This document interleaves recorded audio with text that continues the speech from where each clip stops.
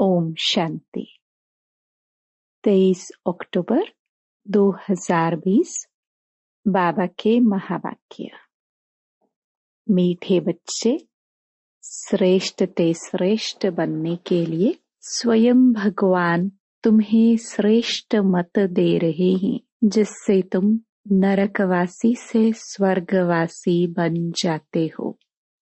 प्रश्न: देवता बनने वाले बच्चों को विशेष किन बातों का ध्यान रखना है? उत्तर: कभी कोई बात में रूठना नहीं, शक्ल मुर्दे जैसी नहीं करनी है, किसी को भी दुख नहीं देना है। देवता बनना है तो मुख से सदैव फूल निकले। अगर कांटे व पत्थर निकलते हैं तो पत्थर के पत्थर ठहरे। गुण बहुत अच्छे धारण करने हैं।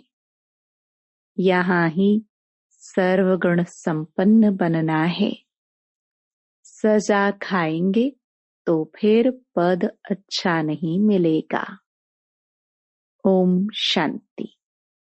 नए विश्व व नई दुनिया के मालिक बनने वाले रूहानी बच्चों प्रति रूहानी बाप बैठ समझाते हैं। यह तो बच्चे समझते हैं कि बाप आए हैं बेहद का वर्षा देने। हम लायक नहीं थे। कहते हैं, हे प्रभु, मैं लायक नहीं हूँ, मुझे लायक बनाओ। बाप बच्चों को समझाते हैं, तुम मनुष्य तो हो, यह देवताएं भी मनुष्य हैं, परंतु इनमें दैवी गुण है। इन्हों को सच्चा सच्चा मनुष्य कहेंगे। मनुष्यों में आसुरी गुण होते हैं तो चलन जानवरों मिसल हो जाती है। दैवी गुण नहीं है तो उसको आसुरी गुण कहा जाता है। अब फिर बाप आकर तुमको श्रेष्ठ देवता बनाते हैं। सचखंड में रहने वाले सच्चे सच्चे मनुष्य यह लक्ष्मी नारायण हैं। इन्हों को फिर देवता कहा जाता है। इन्हों में दैवी गुण हैं। भल गाते भी हैं, हे पतित पावन आओ। परंतु पावन राजाए कैसे होते हैं, फिर पतित राजाए कैसे होते हैं, यह राज कोई नहीं जानते।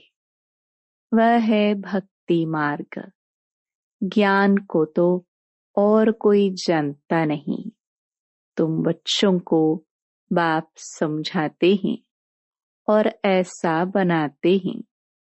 कर्म तो यह देवताएं भी सतयुग में करते हैं, परंतु पतित कर्म नहीं करते हैं। उनमें दैवी गुण हैं। छीछी काम न करने वाले ही स्वर्गवासी होते हैं। नरकवासी से माया छीछी काम कराती है। अब भगवान बैठ श्रेष्ठ काम कराते हैं और श्रेष्ठ मत देते हैं कि ऐसे छीछी काम नहीं करो। श्रेष्ठ ते श्रेष्ठ बनने के लिए श्रेष्ठ ते श्रेष्ठ मत देते हैं। देवताएं श्रेष्ठ है ना, रहते भी हैं नई दुनिया स्वर्ग में। यह भी तुम्हारे में नंबरवार पुरुषार्थ अनुसार जानते हैं। इसलिए माला भी बनती है 8 की व 108 की, करके 16,108 की भी कहे। वह भी क्या हुआ? इतने करोड़ मनुष्य हैं, इनमें 16,000 निकले तो क्या हुआ? 1/4% भी नहीं। बाप बच्चों को कितना ऊंच बनाते हैं। रोज बच्चों को समझाते हैं कि कोई भी विकर्म नहीं करो। तुमको ऐसा बाप मिला है तो बहुत खुशी होनी चाहिए। तुम समझते हो कि हमको बेहद के बाप ने एडॉप्ट किया है। हम उनके बने हैं। बाप है स्वर्ग का रचयिता। तो ऐसे स्वर्ग का मालिक बनने के लायक सर्वगुण संपन्न बनना पड़े। यह लक्ष्मी नारायण सर्वगुण संपन्न थे। इन्हों के लायकी की महिमा की जाती है। फिर 84 जन्मों के बाद नालायक बन जाते हैं। एक जन्म भी नीचे उतरे तो जरा कला कम हुई। ऐसे धीरे धीरे कम होती जाती है। जैसे ड्रामा भी जो मिसल चलता है ना। तुम भी धीरे धीरे नीचे उतरते हो तो 1250 वर्ष में 2 कला कम हो जाती हैं। फिर रावण राज्य में जल्दी जल्दी कला कम हो जाती है। ग्रहण लग जाता है। जैसे सूर्य चांद को भी ग्रहण लगता है ना। ऐसे नहीं कि चंद्रमा सितारों को ग्रहण नहीं लगता है। सबको पूरा ग्रहण लगा हुआ है। अब बाप कहते हैं याद से ही ग्रहण उतरेगा। कोई भी पाप नहीं करो।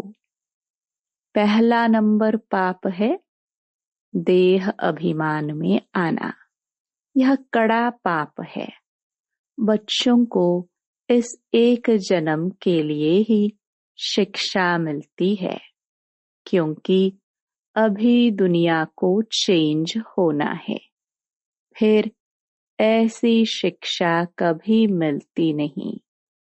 बैरिस्टरी आदि की शिक्षा तो तुम जन्म जन्मांतर लेते आए हैं। स्कूल आदि तो सदा है ही। यह ज्ञान एक बार मिला, बस। ज्ञान सागर बाप एक ही बार आते हैं। वह अपना और अपनी रचना के आदि मध्य अंत की सारी नॉलेज देते हैं। बाप कितना सहज समझाते हैं।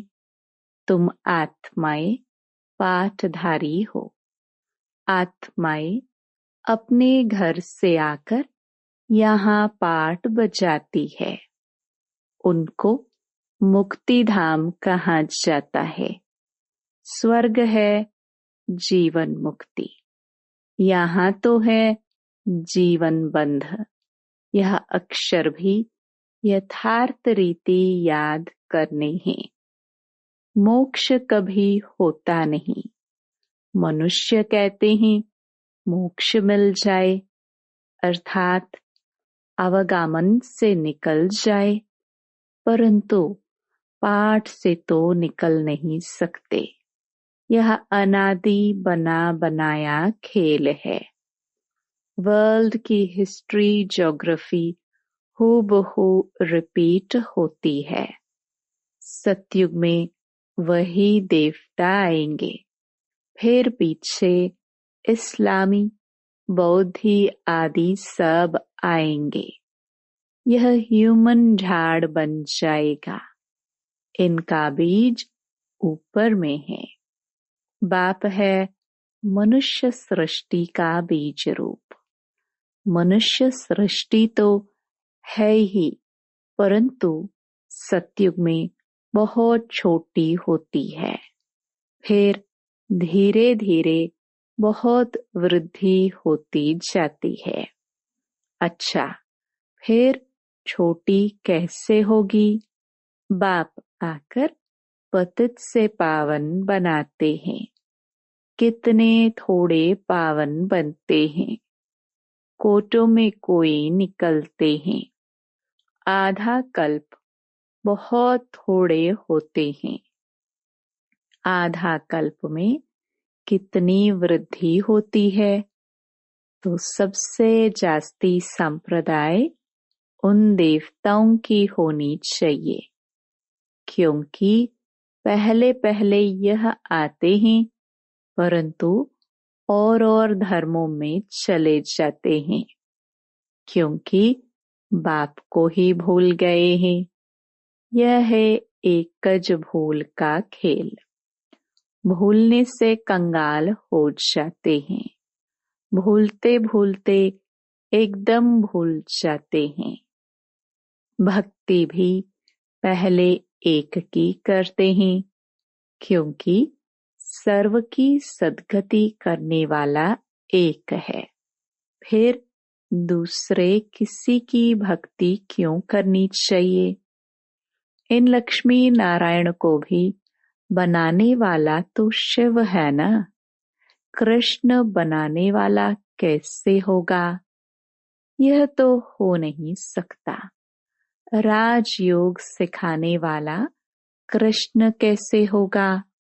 वह तो है सतयुग का प्रिंस। कितनी भूल कर दी है। बुद्धि में बैठता नहीं है। अब बाप कहते हैं, मुझे याद करो और दैवी गुण धारण करो। कोई भी प्रॉपर्टी का झगड़ा आदि है तो उनको खलास कर दो। झगड़ा करते करते तो प्राण भी निकल जाएंगे। बाप समझाते हैं, इसने छोड़ा तो कोई झगड़ा आदि थोड़े किया। कम मिला तो जाने दो, उसके बदले कितनी राजाई मिल गई। बाबा बताते हैं, मुझे साक्षात्कार हुआ विनाश और राजाई का, तो कितनी खुशी हुई। हमको विश्व की बादशाही मिलनी है, तो यह सब क्या है। ऐसे थोड़े ही कोई भूख मरेंगे। बिगर पैसे वाले भी पेट तो भरते हैं ना। मम्मा ने कुछ लाया क्या। कितना मम्मा को याद करते हैं। बाप कहते हैं, याद करते हो, यह तो ठीक है, परंतु अभी मम्मा के नाम रूप को याद नहीं करना है। हमको भी उन जैसी धारणा करनी है। हम भी मम्मा जैसे अच्छा बनकर गद्दी लायक बने। सिर्फ मम्मा की महिमा करने से थोड़े ही हो जाएंगे। बाप तो कहते हैं, मामेकम याद करो। याद की यात्रा में रहना है। मम्मा जैसा ज्ञान सुनाना है।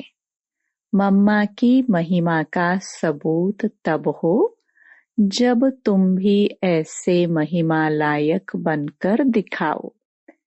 सिर्फ मम्मा मम्मा कहने से पेट नहीं भरेगा, और ही पेट पीठ से लग जाएगा। शिव बाबा को याद करने से पेट भरेगा। इस दादा को भी याद करने से पेट नहीं भरेगा। याद करना है एक को। बलिहारी एक की है। युक्तियां रचनी चाहिए सर्विस की। सदैव मुख से फूल निकले। अगर कांटे पत्थर निकलते हैं तो पत्थर के पत्थर ठहरे। गुण बहुत अच्छे धारण करने हैं। तुमको यहाँ सर्वगुण संपन्न बनना है। सजा खाएंगे तो फिर पद अच्छा नहीं मिलेगा। यहाँ बच्चे आते हैं बाप से डायरेक्ट सुनने। यहाँ ताजा ताजा नशा बाबा चढ़ाते हैं। सेंटर पर नशा चढ़ता है फिर घर गए, संबंधी आदि देखे तो खलास। यहाँ तुम समझते हम बाबा के परिवार में बैठे हैं। वहाँ आसुरी परिवार होता है। कितने झगड़े आदि रहते हैं। वहाँ जाने से ही खिचड़ पट्टी में जाकर पड़ते हैं। यहाँ तो तुमको बाप भूलना नहीं चाहिए। दुनिया में सच्ची शांति किसको भी मिल न सके। पवित्रता, सुख, शांति, संपत्ति सिवाय बाप के कोई दे नहीं सकता। ऐसे नहीं कि बाप आशीर्वाद करते हैं, आयुष्मान भव, पुत्रवान भव। नहीं, आशीर्वाद से कुछ भी नहीं मिलता। यह मनुष्यों की भूल है। सन्यासी आदि भी आशीर्वाद नहीं कर सकते। आज आशीर्वाद देते, कल खुद ही मर जाते। पोप भी देखो कितने होकर गए हैं। गुरु लोगों की गद्दी चलती है। छोटेपन में भी गुरु मर जाते हैं, फिर दूसरा कर लेते हैं, या छोटे चेले को गुरु बना देते हैं। यह तो बाप दादा है देने वाला। यह लेकर क्या करेंगे? बाप तो निराकार है ना, लेंगे साकार। यह भी समझने की बात है। ऐसा कभी नहीं कहना चाहिए कि हम शिव बाबा को देते हैं। नहीं, हमने शिव बाबा से पदम लिया, दिया नहीं। बाबा तो तुमको अनगिनत देते हैं। शिव बाबा तो दाता है, तो उनको देंगे कैसे? मैंने दिया, यह समझने से फिर देह अभिमान आ जाता है। हम शिव बाबा से ले रहे हैं। बाबा के पास इतने ढेर बच्चे आते हैं, आकर रहते हैं, तो प्रबंध चाहिए ना। गोया तुम देते हो अपने लिए, उनको अपना थोड़े कुछ करना है। राजधानी भी तुमको देते हैं, इसलिए करते भी तुम हो। तुमको अपने से भी ऊंच बनाता हूँ। ऐसे बाप को तुम भूल जाते हो। आधा कल्प पूज्य, आधा कल्प पुजारी। पूज्य बनने से तुम सुखधाम के मालिक बनते हो, फिर पुजारी बनने से दुखधाम के मालिक बन जाते हो। यह भी किसको पता नहीं कि बाप कब आकर स्वर्ग की स्थापना करते हैं। इन बातों को तुम संगम युगी ब्राह्मण ही जानते हो। बाबा इतना अच्छी रीति समझाते हैं, फिर भी बुद्धि में नहीं बैठता। जैसे बाबा समझाते हैं, ऐसे युक्ति से समझाना चाहिए। पुरुषार्थ कर ऐसा श्रेष्ठ बनना है। बाप बच्चों को समझाते हैं, बच्चों में बहुत अच्छे दैवी गुण होने चाहिए। कोई बात में रूठना नहीं। शक्ल मुर्दे जैसी नहीं करनी है। बाप कहते हैं, ऐसा कोई काम अभी नहीं करो। चंडी देवी का भी मेला लगता है। चंडिका उनको कहते हैं जो बाप की मत पर नहीं चलती, जो दुख देती है। ऐसी चंडिकाओं का भी मेला लगता है। मनुष्य अज्ञानी है ना, अर्थ थोड़े ही समझते हैं। कोई में ताकत नहीं, वह तो जैसे खोखले हैं। तुम बाबा को अच्छी रीति याद करते हो तो बाप द्वारा तुम्हें ताकत मिलती है। परंतु यहाँ रहते भी बहुतों की बुद्धि बाहर में भटकती रहती है। इसलिए बाबा कहते हैं, यहाँ चित्रों के सामने बैठ जाओ तो तुम्हारी बुद्धि इसमें बिजी रहेगी। गोले पर, सीढ़ी पर किसको समझाओ तो बोलो सतयुग में बहुत थोड़े मनुष्य होते हैं, अभी तो ढेर मनुष्य हैं। बाप कहते हैं, मैं ब्रह्मा के द्वारा नई दुनिया की स्थापना कराता हूँ, पुरानी दुनिया का विनाश कराता हूँ। ऐसे ऐसे बैठ प्रैक्टिस करनी चाहिए। अपना मुख आप ही खोल सकते हैं। अंदर में जो चलता है वह बाहर में भी निकलना चाहिए। गूंगे तो नहीं होना। घर में रड़ियां मारने के लिए मुख खुलता है, ज्ञान सुनाने के लिए नहीं खुलता। चित्र तो सबको मिल सकते हैं, हिम्मत रखनी चाहिए। अपने घर का कल्याण करे। अपना कमरा चित्रों से सजा दो तो तुम बिजी रहेंगे। यह जैसे तुम्हारी लाइब्रेरी हो जाएगी। दूसरों का कल्याण करने के लिए चित्र आदि लगा देना चाहिए। जो आए उनको समझाओ। तुम बहुत सर्विस कर सकते हो। थोड़ा भी सुना तो प्रजा बन जाएंगे। बाबा इतनी उन्नति की युक्ति बतलाते हैं। बाप को याद करो तो तुम्हारे विकर्म विनाश होंगे। बाकी गंगा में जाकर एकदम डूब जाओ तो भी विकर्म विनाश नहीं होंगे। यह सब है अंधश्रद्धा। हरिद्वार में तो सारे शहर का गंध आकर गंगा में पड़ता है। सागर में कितना गंध पड़ता है।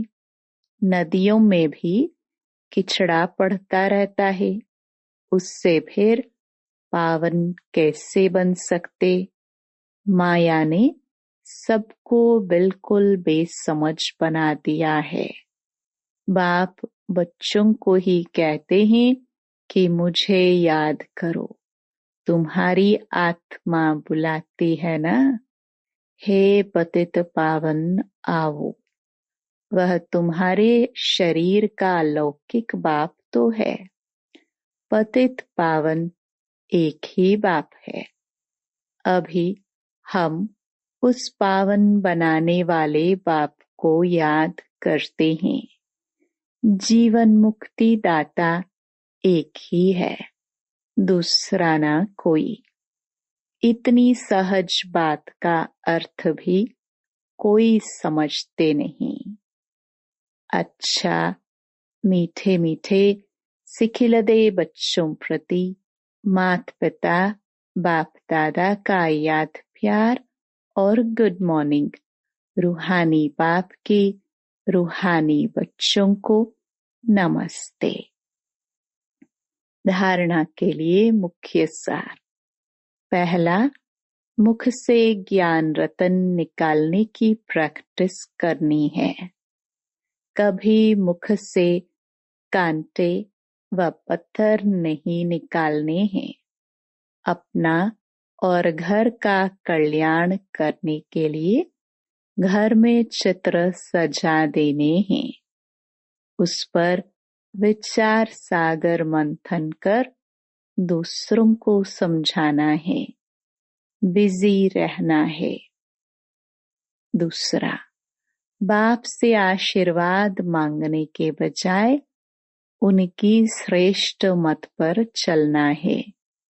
बलिहारी शिव बाबा की है इसलिए उन्हें ही याद करना है। यह अभिमान न आए कि हमने बाबा को इतना दिया।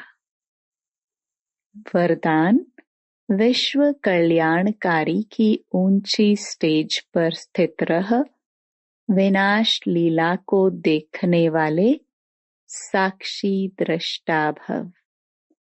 अंतिम विनाश लीला को देखने के लिए विश्व कल्याणकारी की ऊंची स्टेज चाहिए, जिस स्टेज पर स्थित होने से देह के सर्व आकर्षण अर्थात संबंध, पदार्थ, संस्कार, प्रकृति के हलचल की आकर्षण समाप्त हो जाती है।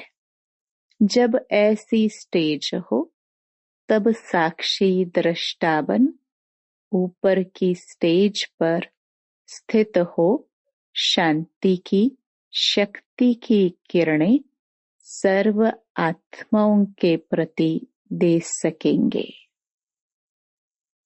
स्लोगन: ईश्वरीय शक्तियों से बलवान बनो तो माया का फोर्स समाप्त हो जाएगा। Om Shanti. To watch Peace of Mind channel videos on YouTube, subscribe us on youtube.com/tvpeaceofmind. Just a click for a peaceful life.